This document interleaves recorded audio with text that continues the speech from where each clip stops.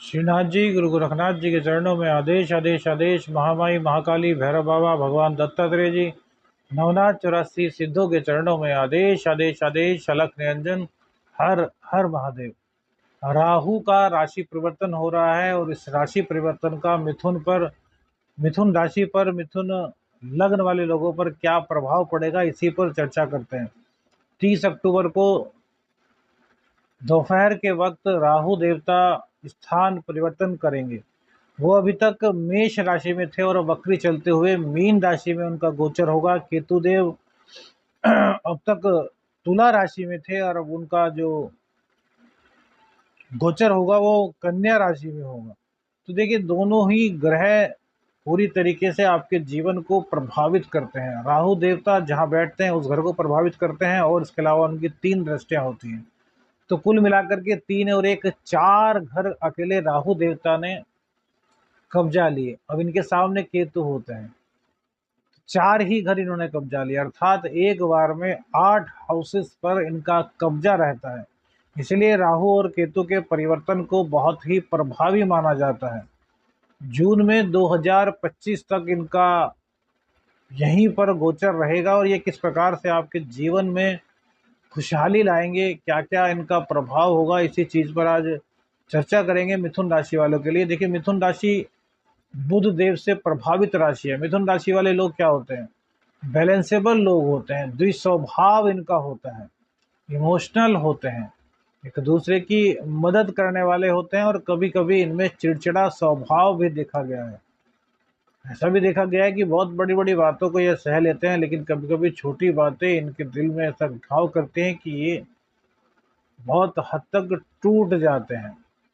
और मिथुन राशि में ही राहु देवता जो है वो उच्च के होते हैं।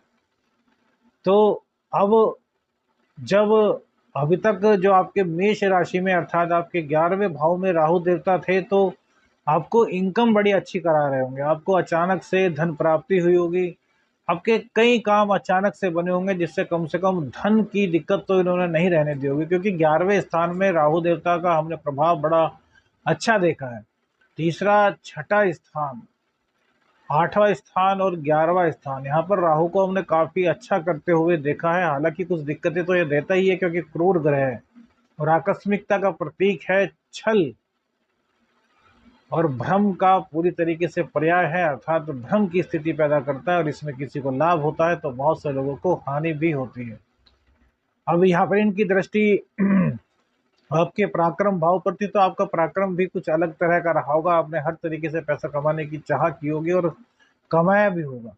प्रेम संबंधों में आपके जरूर राहु देवता की वजह से कुछ ना कुछ दिक्कतें पैदा हुई होंगी, कई लोगों के बैकअप भी हुए होंगे और संतान भी आपकी कहीं ना कहीं कुछ हद तक गलत रास्ते पर चली होगी।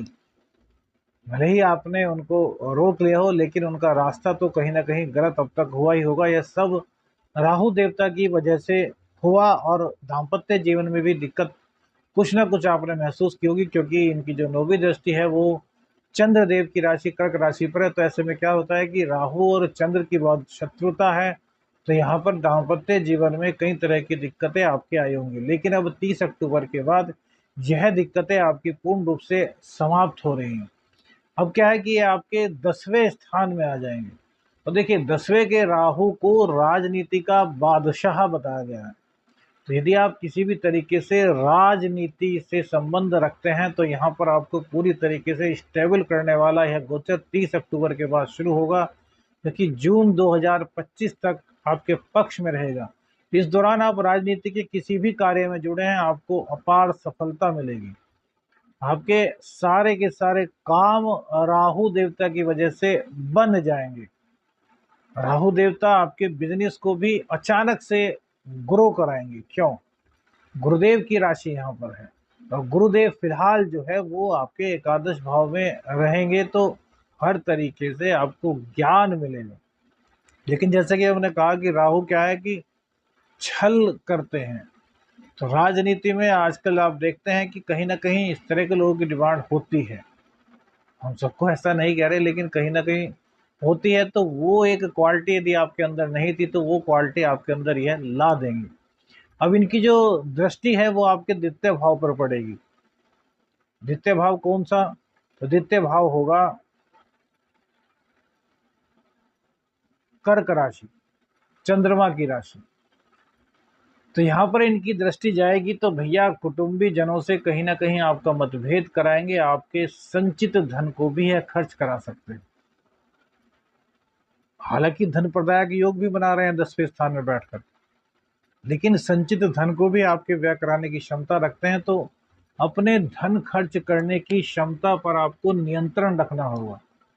जहां जरूरी है वहीं पर खर्च कीजिए, अन्यथा बिल्कुल भी आपको खर्च नहीं करना, अन्यथा आपको ये दिक्कत में डाल सकते हैं।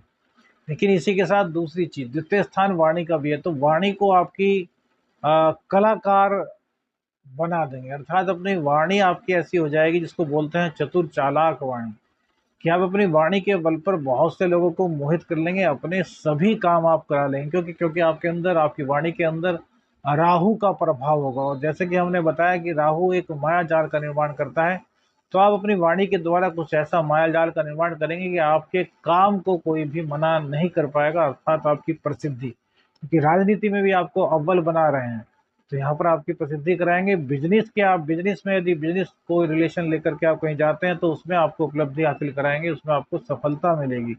अब इनकी दृष्टि जाएगी कहाँ पर? इनकी दृष्टि जाएगी चतुर्थ स्थान पर। तो चतुर्थ स्थान पर इनकी दृष्टि होने से भैया माँ के स्वास्थ्य का आपको बहुत ज्यादा ख्याल रखना है।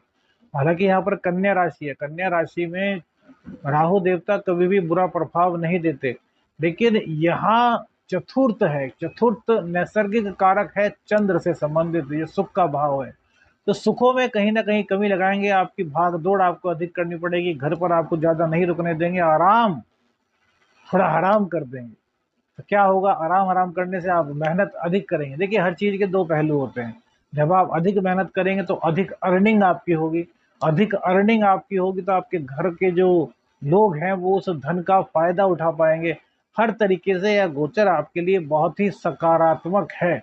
बस पुरुषार्थ को आपको नहीं छोड़ना है, यदि आप पुरुषार्थ को छोड़ते हैं तो आपके साथ दिक्कत होगी। अब ये जो छठी राशि बनती है, चतुर्थ भाव है, भूमि भवन की भी है।